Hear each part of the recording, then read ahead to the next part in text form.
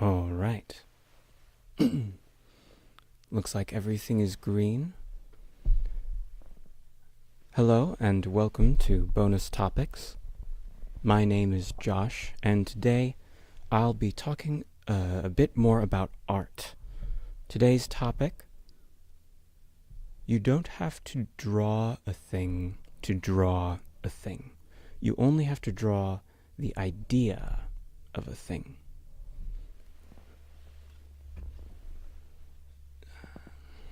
Yes. So,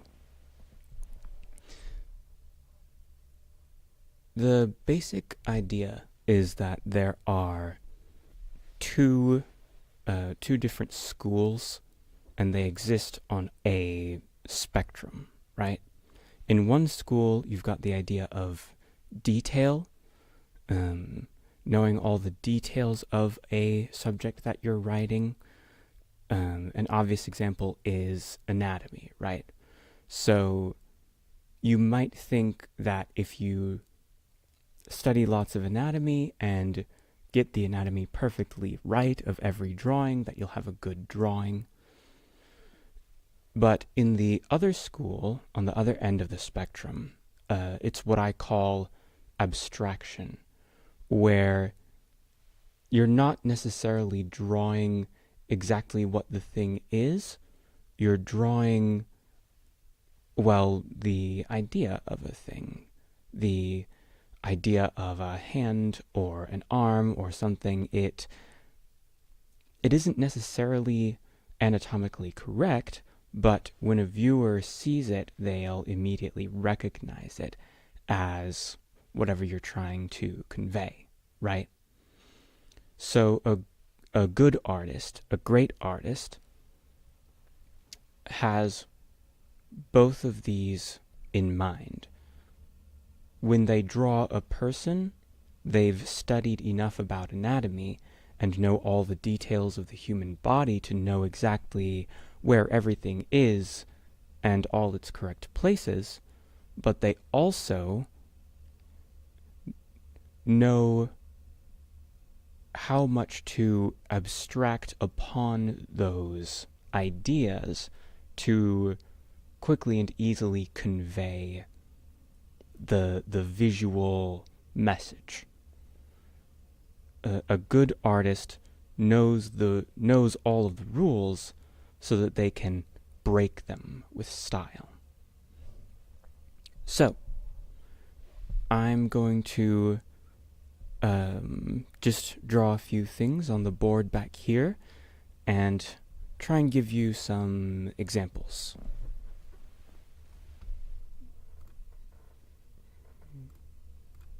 Right here. All right.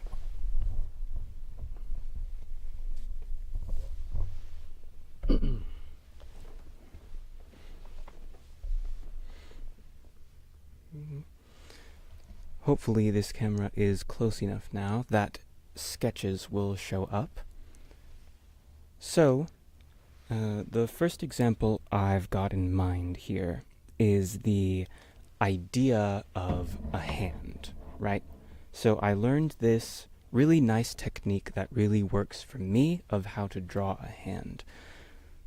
And what you do is you take a cup-like shape. Uh-oh, that's not quite showing up. Oh,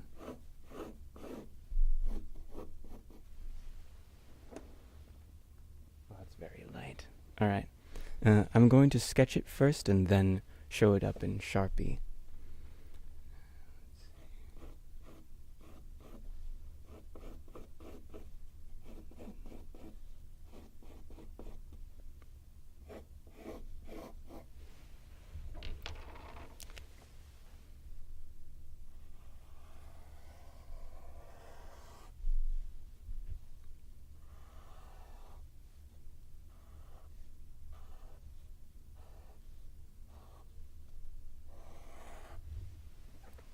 All right. So the first thing we do for this technique is to take a cup-like shape and draw it. And I've also put lines on the the placements of the fingers and the thumb, but in an actual inking, you wouldn't really draw those.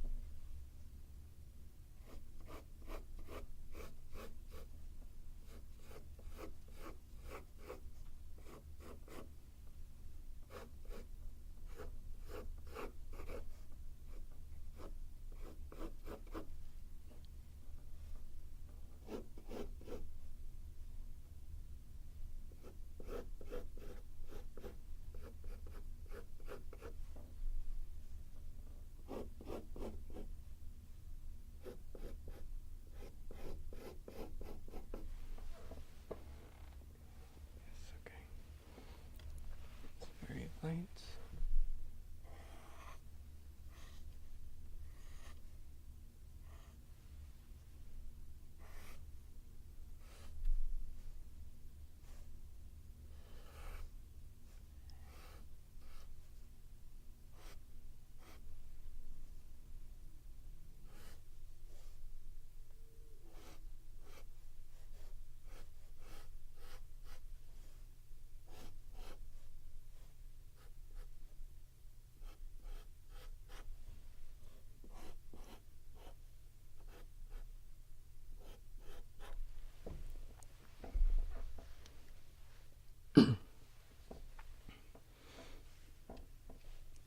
So, this hand looks a little jank because of how all of the diagram lines are still here. But if you'll recall how I showed a lot of the hand practice drawings that I did in one of my previous streams, there was a lot of detail to those because the subject was just the hand, so you could show all of the lines, all of the wrinkles, the tendons, the sharpness of the knuckles, and each of the segments of the fingers. But for a general hand, first of all, the clarity of the image on that won't be as high fidelity in a shot where it's the whole body.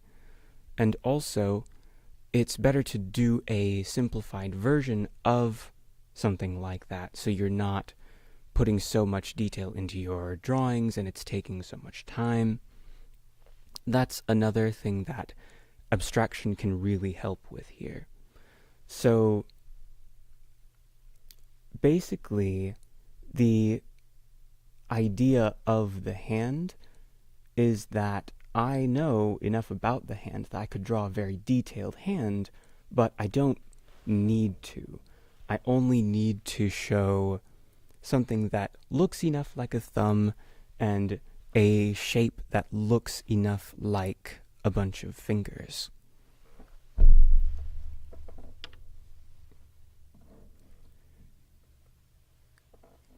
Moving.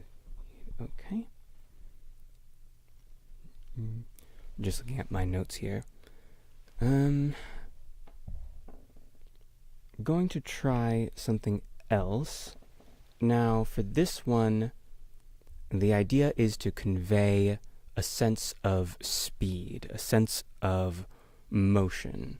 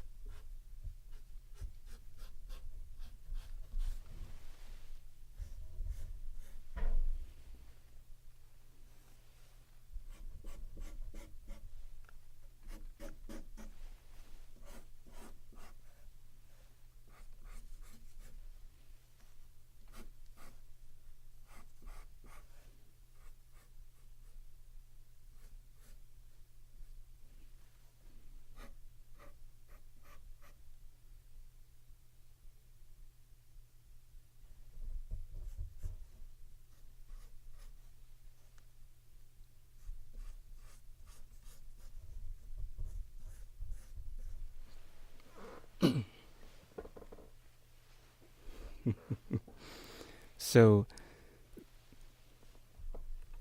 to try and convey the idea of motion here, oh, that actually fits really well.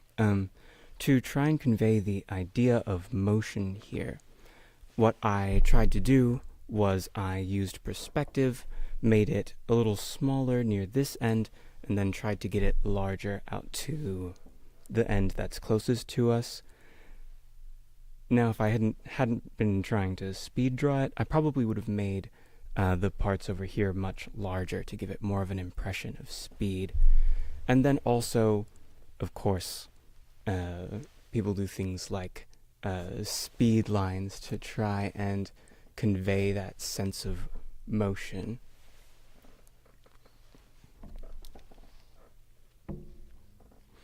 But you can tell, even in just this shape here, that the human mind tries its best to find patterns in things. So even this vague silhouette gives the idea of something, even though you don't see any eyes or hair, you only see the vague body shape.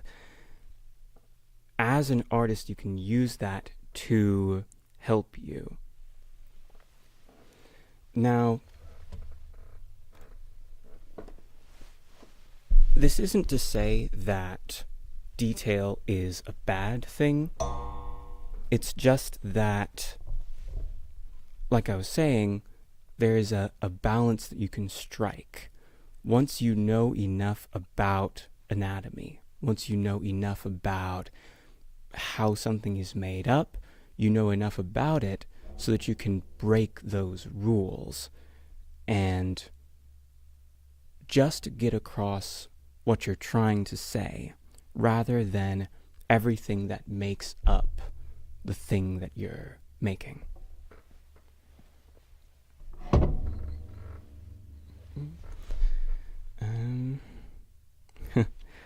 That didn't take very long at all to talk about, actually.